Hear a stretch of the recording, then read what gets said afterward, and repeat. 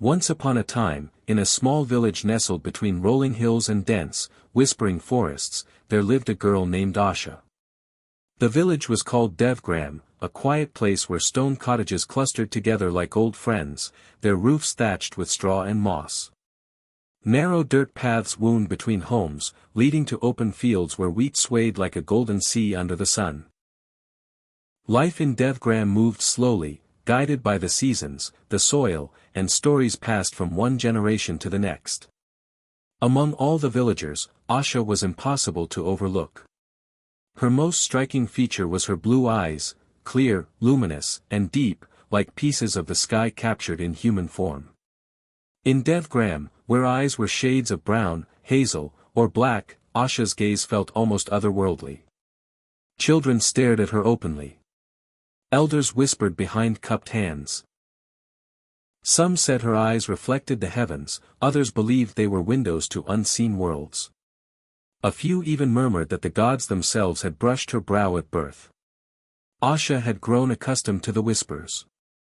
As a child, they had frightened her, made her feel like an outsider in her own home. But as she grew older, she learned to carry the weight of attention quietly, responding with kindness instead of bitterness. She smiled easily, listened carefully, and helped wherever she could. In time, even those who once feared her eyes came to trust her heart. She lived at the edge of the village in a modest stone house with her grandmother, Amira. Amira was the village healer, a woman whose back had bent with age but whose spirit remained unbroken. Her hair, once black as night, was now silver-white and usually tied in a loose braid that fell over her shoulder. Her eyes, though clouded by years, were sharp with wisdom. Amira knew the language of plants, the moods of the wind, and the hidden rhythms of the forest. People came to her with fevers, wounds, grief, and secrets. She never turned anyone away. Asha grew up watching her grandmother grind herbs with steady hands, murmur old chants under her breath, and listen not just to symptoms, but to souls. From the moment she could walk, Asha followed Amira everywhere. Into the fields at dawn, into the forests at dusk, and into the quiet space between words where true healing lived. She learned how to recognize plants by scent and touch, how to harvest without harming roots, and how to thank the earth before taking from it. Amira taught her that healing was not about power, but balance. Not about control, but compassion. Asha absorbed every lesson eagerly. Her curiosity was endless, her memory sharp. She asked questions others never thought to ask and noticed things others overlooked, the way leaves curled before a storm, the subtle change in birdsong when danger approached, the quiet sadness in a villager's eyes before illness ever showed itself. Despite her gentle nature, there was a strength within Asha that surprised even Amira. She did not shrink from hardship or turn away from suffering. When winter was harsh and food scarce, she shared her portion without complaint. When sickness spread, she stayed awake through the night tending to the ill. Her blue eyes, so often spoken of, seemed to see beyond fear, beyond doubt, straight into the truth of things.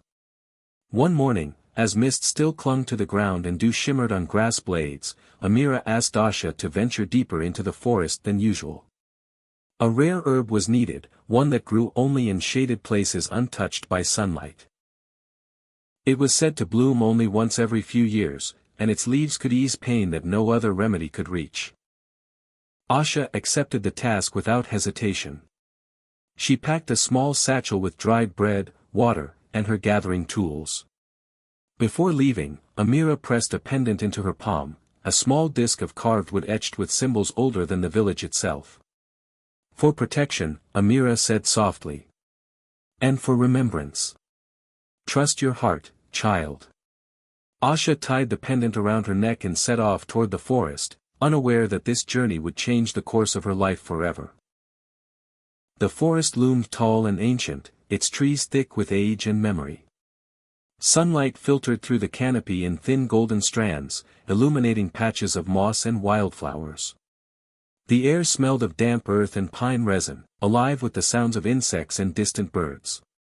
Asha walked confidently, following faint paths only she and her grandmother seemed to know. As she ventured deeper, the forest grew quieter. The familiar sounds faded, replaced by a stillness that felt deliberate, as though the forest itself was holding its breath. Asha slowed her steps, her senses alert. Her blue eyes scanned the surroundings, noticing a subtle shift in the air, a pull she couldn't explain. That was when she saw it. A narrow opening between two ancient trees led into a hidden grove she had never seen before, despite years of wandering these woods. Curiosity tugged at her, gentle but persistent. Trusting her instincts, Asha stepped through. The grove was circular and perfectly still, as if untouched by time. At its center lay a crystal-clear pond, its surface smooth as glass. Sunlight struck the water and scattered into countless sparkles, making it appear as though diamonds floated beneath the surface. The air felt cooler here, charged with quiet energy. Asha approached the pond slowly, her breath shallow.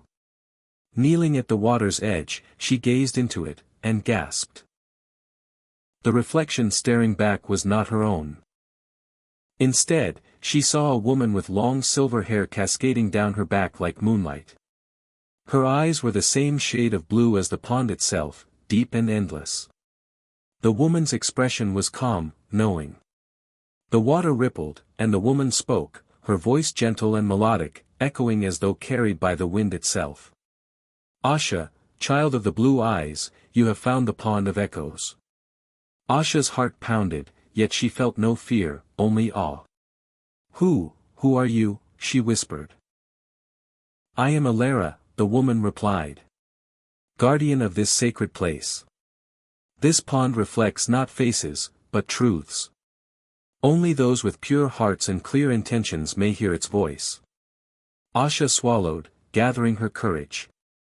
Why have you shown yourself to me? Elara's gaze softened. Because your village stands at the edge of darkness. The word struck Asha like a cold wind. Ellara spoke of a shadow spreading from the distant mountains, a corruption ancient and hungry, feeding on fear and despair. It crept slowly but relentlessly, poisoning land and spirit alike. Soon, it would reach Devgram. Only one who walks in compassion, courage, and truth can seek the forest guardians, Ellara said. Only then can the darkness be turned away. Asha did not hesitate. Tell me what I must do. Ellara smiled, as though she had known the answer all along. She spoke of an ancient oak tree, older than kingdoms, standing at the heart of the forest. There, Asha would find the entrance to the realm of the forest guardians. They would test her worth, and only if she succeeded would they lend their aid. When the vision faded, the pond returned to stillness. Asha rose slowly, her mind racing, her heart steady. She marked the path back to the village and hurried home. Amira listened in silence as Asha recounted everything, the grove, the pond, Elara's warning. When Asha finished, Amira's eyes glistened with both pride and sorrow.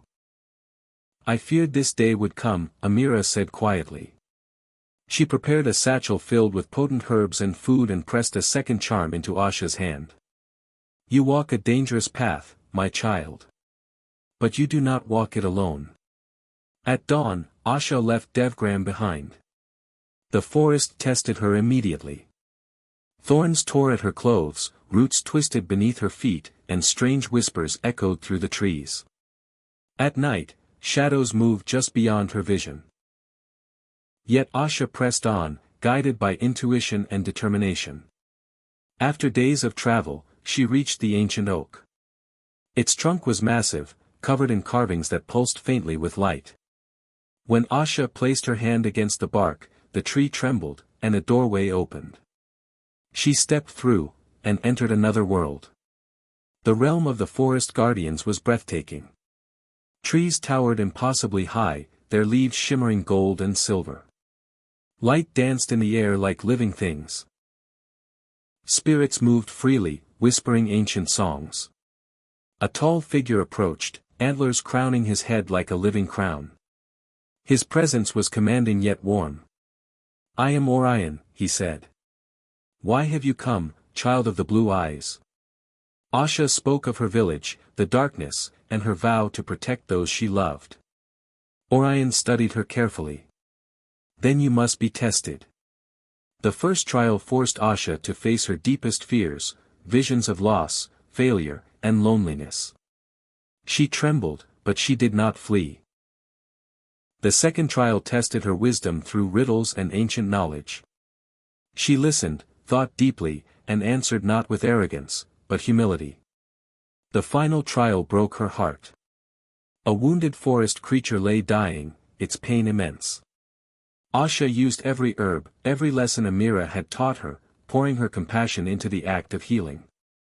Tears fell freely, but her hands never wavered.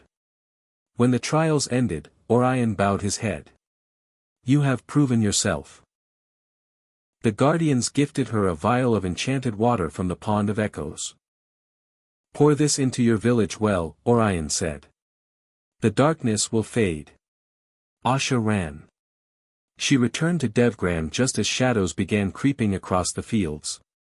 With Amira beside her, she poured the enchanted water into the well. Light burst forth, washing over the village, dissolving the darkness like mist beneath the sun. When dawn came, Devgram stood whole and safe. The villagers rejoiced, finally understanding that Asha's blue eyes were not a curse, but a gift, a symbol of hope. Her story became legend, passed down through generations. And Asha lived on, her gaze ever watchful, her heart ever kind, a reminder that even in the smallest village, a pure heart can change the fate of the world. Don't forget to subscribe our channel.